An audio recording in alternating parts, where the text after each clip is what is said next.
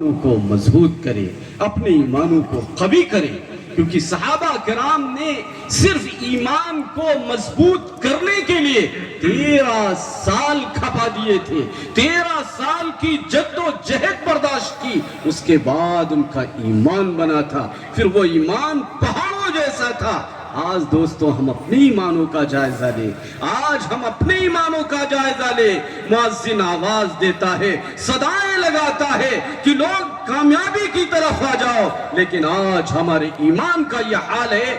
دوستو جو ایمان ہمیں مسجد تک نہ پہنچا سکے، وہ ایمان جنت تک کیسے پہنچا سکتا ہے؟ لہذا دوستو مہمان محترم بار بار ہمیں توجہ دلا رہے کہ اگر اپنے اعمال پر جمنا ہے تو اللہ کے لیے اپنے ایمان کو مضبوط کرو۔ نعم۔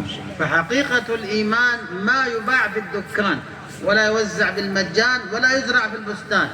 الإيمان يعني يتحصل عليه بالطاعات، يزداد بالطاعة وينقص بالمعصية. حضرت فرما رہے ہیں یہ ایمان بازاروں میں نہیں ملتا ہے، خرید و فروخت نہیں ہوتی، ہاں اس کی کھیتی نہیں ہوتی ہے۔ ایمان ایک چیز ہے، اس پر محنت ہوگی تو ایمان مضبوط ہوگا، اور ایمان مضبوط ہوگا تو اعمال مضبوط ہوں گے۔ وهكذا على قدر الإيمان تكثر الأعمال فيأتي محبة الدين، على قدر ما تأتي عندي الأعمال يأتي عندي قيمة الدين، يعني يصير الدين عندي غالي مهم، ولذلك أتفكر كيف يزداد في حياتي حياة الناس أجمعين۔ تو دوستو حضرت فرما رہے ہیں کہ ایمان مضبوط ہوگا تو دین کی قیمت اور اہمیت دلوں میں آئے گی۔ اس لیے ہم دوستو فکر کریں کہ ہمارا ایمان کیسے مضبوط ہو سکتا ہے، ہمارے گھر والوں کا، ہمارے بچوں کا، پوری دنیا میں ایمان کیسے مضبوطی سے آ سکتا اور ہم کیسے دین پر جم سکتے ہیں۔ نعم۔ وهكذا إذا أتى عندي قيمة للدين أتفكر يعني لجهد الدين، جهد الدين والتواصي اللي هو وتواصوا بالحق، أوصيك وتوصيني. الله يقول وذكر فإن الذكرى تنفع المؤمنين ليس الكفار. فهكذا وتواصوا بالحق أي تواصوا بهذا الدين كيف يحيا في حياتنا ما ينقص من حياتنا. فإذا أتى أهمية الدين في حياتنا فما أرضى بالنقص في بيتي، في زوجتي، في أبنائي، بناتي، وهكذا في الناس أجمعين۔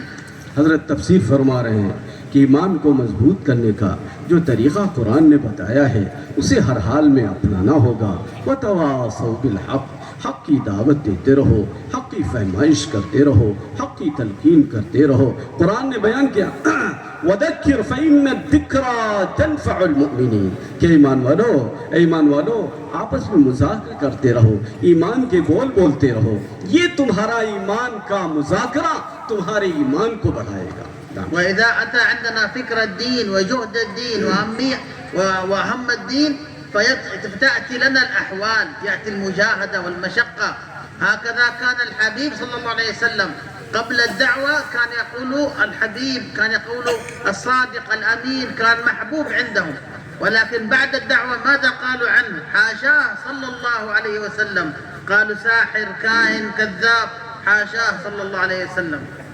حضرت فرما رہے آخری ٹکڑا وَتَوَاصَوْا بِالصَّبْرِ کہ جب دین کو لے کر ہم چلیں گے تو دوستو حالات آئیں گے، ان حالات پر ہمیں جمنا ہوگا، ہر حال پہ ہمیں جمنا ہوگا۔ جیسی بھی حالات آ جائیں اس بات کا دوستو ہم عزم کر لیں کہ دین کے لیے سب کچھ قربان کر دیں گے انشاءاللہ۔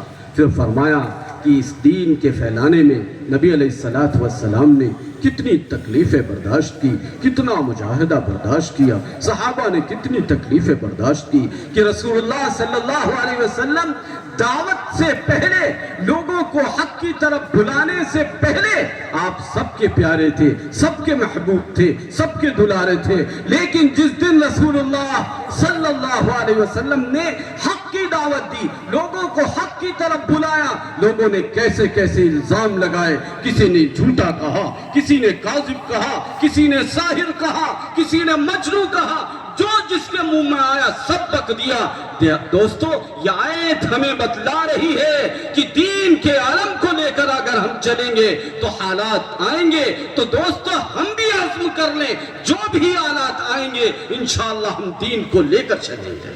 وبفضل الله ثم جهد الدين يبقى الدين ويحفظ الدين وينتشر الدين.